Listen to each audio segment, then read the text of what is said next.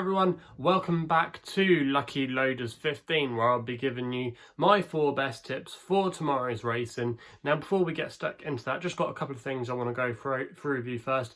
First of all, if you haven't done so already, make sure you listen to the latest In the Saddle podcast, where I was joined by Mark Karosky, also as well racing blogger Katie Clements and former jump jockey Paul Callaghan. We were discussing this weekend's action at Newbury, also as well covering the fighting fifth at Newcastle, as well as some racing at Fairyhouse on Sunday, where we're going to see the return of Honeysuckle, and also as well Envoy LN. So if you want to find out a little bit more about it, just click one of the links in the description box below. We've got all the podcast platforms covered, including the likes of Spotify, iTunes and Soundcloud. And also as well in the bio, we've got a link to the offer that Betfair are doing for new and existing customers, where Betfair are giving away a £5 free bet on the exchange. They did it last week, you might remember, for the Betfair Chase at Haydock. Really good initiative there, a shot to nothing really. And also as well, with Epatante drifting out a little bit, there's a few contenders in there that I think could maybe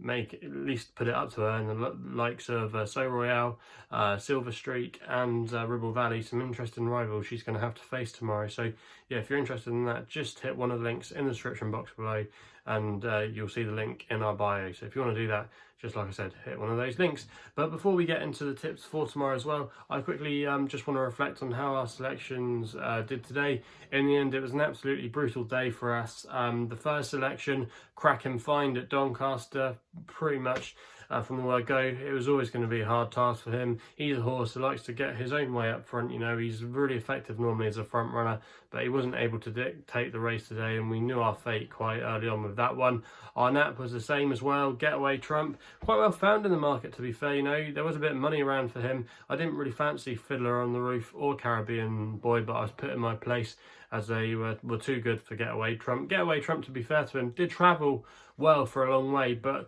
the difference between him and the other two is that when he was jumping, he was very slowly away from his fences, and he just didn't quite have the momentum that they had, and he just lacked the gears at the end of coming over the fence. So yeah, frustrating there, but it's the way it goes. And then elsewhere, San Benedetto, again, travelled well for a long way, but just didn't find anything. So that was frustrating there. Then we put up Gene Genie, who looked like he might be our saviour at Doncaster. Travelled beautifully for a long way into the race. You know, made one or two little mistakes down the home straight, but he was never really going to be able to pick up and win from there. So yeah, that was frustrating there. Paisley Park, I think he ran a good race, you know, and just bumped into Time Hill. I put my hands up there with Time Hill. You know, he's just a horse that, to be fair to him, he's proved me wrong every single time. He's just a horse that I've never really warmed to. Don't know why. I think maybe I was put off by some of his jumping last year. He wasn't quite slick at his hurdles, but he was very good today, you know, and he's obviously announced himself now as a major player for the stairs hurdle. However, I think if Paisley Park did meet heads with him again at Cheltenham, I think I would back Paisley to maybe reverse the form. However, I still think it would be a very close battle between the two of them, and I actually think the division now has got a little bit of depth to it, and it'd be interesting to see how that rivalry develops later on in the season. So yeah, it was a good race there, but fortunately for us, yeah, disappointing.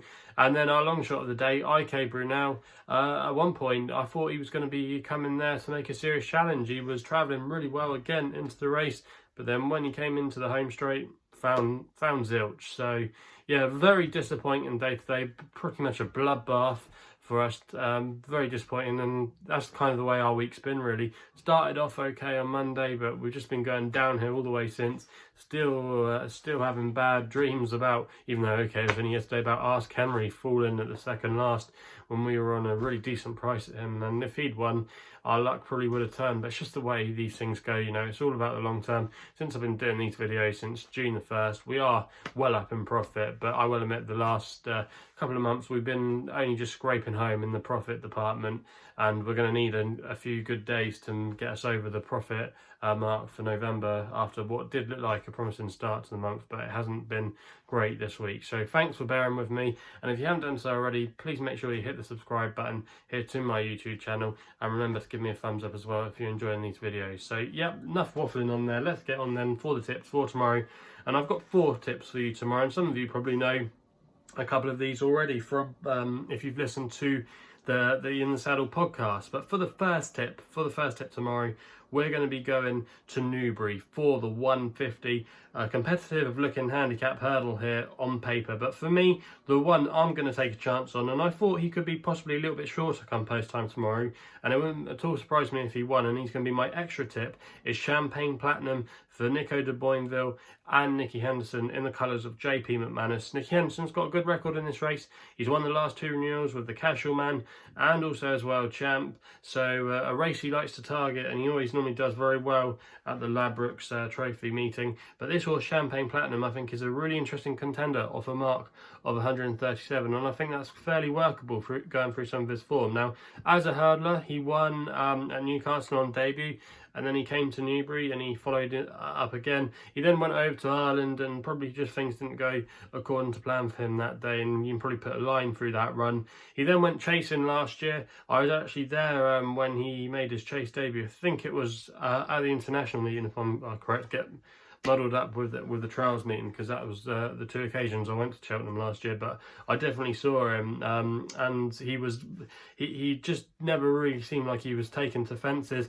I just thought I think first time over fences he was going over 2 miles, and I just thought the trip was definitely on the sharp side for him. And I think 2.5 is probably more his cup of tea, and he's going to be running at the right trip tomorrow, in my opinion. So I think that's definitely a positive. He did start to progress over fences, and he was actually a joint favourite for the Kim Muir, and he ran a credible race to finish in 7th place, running on well at the end, but just never lacked the gears to get involved that day. However, I do think running in this handicap tomorrow, there could be a bit of pace on here, and it might just suit him, you know, and it's a track that he's done well at in the past before. He can handle pretty much all kinds of ground. He probably wouldn't want it too deep, but the good to soft currently at Newbury should be no problem for him. It's a race where Nicky Henderson's done well in the past, and it wouldn't at all surprise me if he maybe had a few pounds to work off here. And you currently back him at 8-1. That's with Betway and William Hill. If you can get that price still, I think that's a good each way bet, and I'd be disappointed if he couldn't go close for us. So that's going to be our extra tip of the day tomorrow.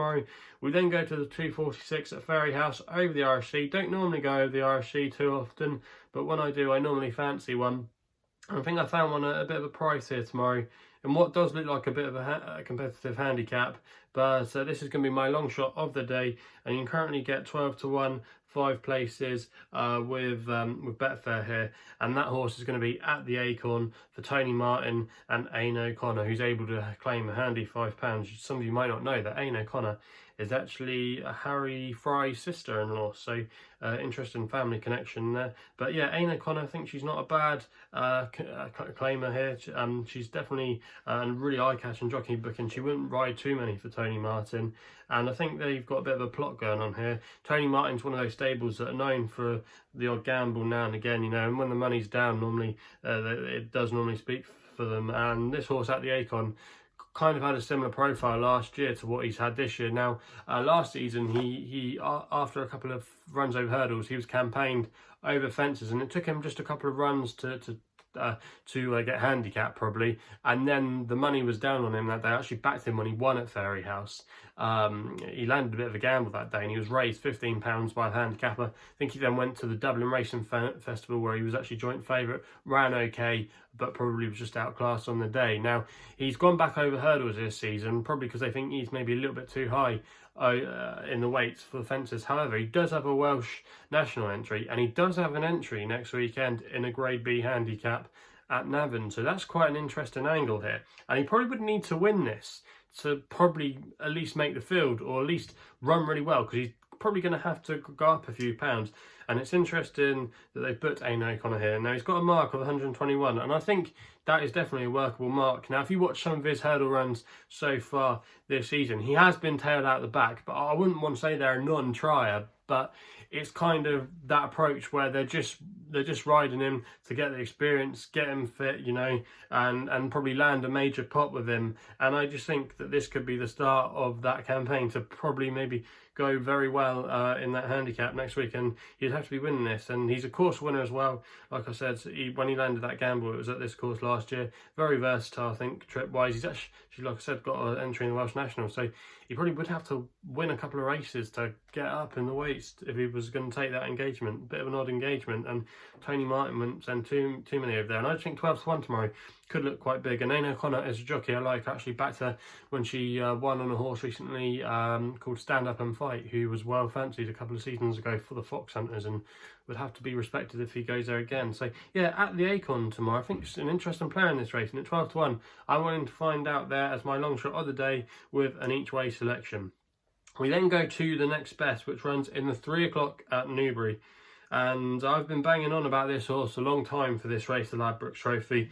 All the fingers and all the toes are crossed, and that is at I Right for Callum Bewley and Harriet Graham. Now, some of you might remember back in October when I actually put him up to run at Kelso, and he ran really well that day. He just bumped into Nuts Wales of Anne Hamilton, who actually boosted that form by going on to score in the old Rowan Chase at Aintree, which looked quite a competitive renewal of that race. So the form was boosted there. But you could see I Right was a strong traveller, but he just lacked the gears over the shorter trip. That was over 2 miles 1, I think it was. So it was probably the wrong trip for him, but he jumped really well, you know.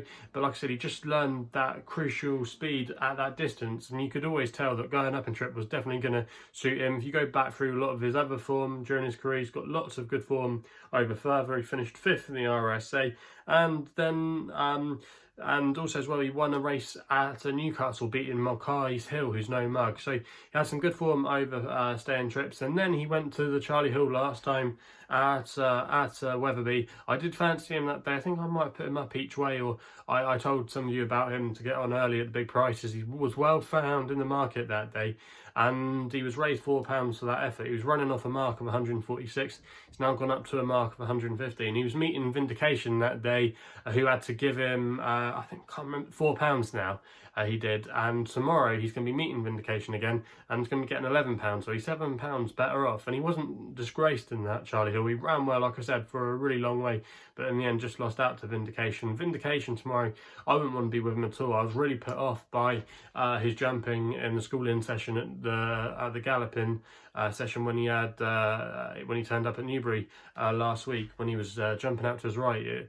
It was a very it was a very painful watch, and I wouldn't want to back him at all. I know he is a class horse, and he is probably the classiest horse in the race, but for me in a big field, I just think it might not suit him. But hey, Ken Bailey probably knows better than me. But your Vindication, I would expect I Right to maybe reverse the form tomorrow. And there has been a few panicky moments about this horse, I Right. Is he going to be able to make it? Because Harriet Graham did have an accident a couple of weeks ago where she injured herself, and she's going to be driving the lorry down all the way from her northern base. She's actually the clerk of the course, if I am correct in thinking, at Musselburgh, and also as well at Kelso. So it's going to be a big day for the North, but I think they've got one here with I Right, and I think he's got a few pounds to work off a mark of 150, and really sweet on his chances tomorrow. And he's currently 10-1, and you can get that price with Betfair, who are offering 6 places on this race.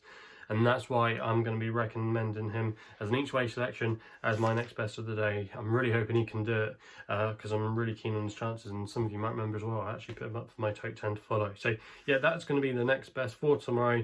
Now, some of you probably already know what the nap is for tomorrow if you listen to the In the Saddle podcast, and that runs in the 3:15, the listed rehearsal chase at Newcastle, and Brave Eaglle is the nap tomorrow. Currently back at 9-1 each way, advertised at 12-1 on the podcast. But this horse, currently at time recording for my YouTube video, if he does win or get placed, is going to be recorded at 9-1 for Paddy Brennan and Nicky Henderson. Obviously an unusual jockey book, and Paddy wouldn't ride too many for Nicky. But because Nico de Boinville is going to be riding a lot of Nicky's horses down at Newbury tomorrow, obviously there's going to be a few spare rides going. But still, I think it's a very positive jockey booking, and I think the stars are going to be aligned for Brave Eaglle tomorrow. Now, he's down to a mark of 153, and over the last a year or so, he's really suffered for being quite high in the weights. He won the big summer handicap at Uttoxeter, the listed chase there last year, in good style, and ever since then he's just suffered for that. Also as well, he's a horse that needs good ground. He doesn't like it when it gets too soft, and that's why we haven't seen him very often. He's a horse that should be running in a lot of staying chases, but he just never gets his ground conditions. And last year I actually had a speculative bet on him in the Ladbrokes, and he finished in 8th place that day. But if you go back and watch the replay, he was probably one of the unluckiest horses in that race. He was badly hampered twice. He was at the back of the field for a while, and then throughout the race he was just making some smooth progression over James Bernard, and then at the cross fence he was really badly hampered, which checked his momentum because he was starting to really make up a bit of ground. And also as well, at the first fence down the home straight, he was again looking threatening, like he was going to at least make a place. You know, he was running on quite well, and then again he was really badly hampered, twice hampered in the race. So go back and watch that race replay if you can. Watch it from the start and watch I Write. He's at the back in the, not I Write, sorry, watch Brave Eaglle. He's in the black and red colours, so just watch out for him and you'll see what I mean. And he was really unlucky, and ever since then, like I said, he's not had his ground. So we only saw him one more time last season when he ran in the Ultimate, but again probably the ground wasn't exactly in his favour. But tomorrow at Newcastle, very unusually, it's going to be good ground. They're not expecting any rain, so that's going to be massively in his favour. And he's only £1 back now to where he was when he was winning that race at Uttoxeter last year. And I think Paddy Brennan will really get a good tune out of him. One of those jockeys that we always think kind of throws the kitchen sink at him, because this horse is quite lazy and he probably will need a little bit of cajoling along at times. And they are going to be fitting the blinkers on tomorrow, but I think that will make a good difference to him as well, because he has been a bit temperamental. I remember this horse a few years ago now at Newbury. I think when he won actually at the Ladbrokes meeting at Newbury a few years ago. I remember, if I'm correct in thinking, he looked like he was in last place at one point come down the home straight, but then in the last furlong or so he woke up and he absolutely flew home and he just got up on the line. So he is a horse with a bit of character, but I just think the blinkers will definitely help him concentrate on the job. And Nicky Henderson as well has said in his Unibet blog that they've been really pleased with the effect the blinkers have been having at home. They really have sharpened him up, and I just think tomorrow the stars are aligned for him. He's definitely a major player, I think, in this race, and has to be respected. And at 9-1, I think he's a big price. And I just think, like I said, the stars have aligned for him tomorrow. And for me, he's quite a big price. So that's why he is going to be my nap of the day. That's Brave Eaglle and the 3:15 at Newcastle. So let's quickly then just go through the tips. In the 150 at Newbury, Champagne Platinum, 8-1 each way, 4 places. Betway and William Hill as the extra tip. The Longshot of the days in the 246 at Fairyhouse. At the Acorn, 12-1, 5 places. Betfair in the 3 o'clock. I Write, 10-1 each way, 6 places. Betfair as the next best. And then the 3:15 at Newcastle, Brave Eaglle is the nap of the day, 9-1 each way, and that's just the normal standard 3 places I'm going to be advertising. So yep, they're the 4 tips for tomorrow's racing. If you haven't done so already, make sure you hit the subscribe button for more videos here on my YouTube channel. Also as well, if you're enjoying them, please remember to hit the thumbs up button. If you haven't done so already as well, you can follow me on Twitter, where my handle is @LuckyLoader15. And if you want to find out a bit more about myself, my website is www.chrisloaderracing.co.uk. So please gamble responsibly. Hopefully we can have some winners tomorrow, and we'll be seeing you soon.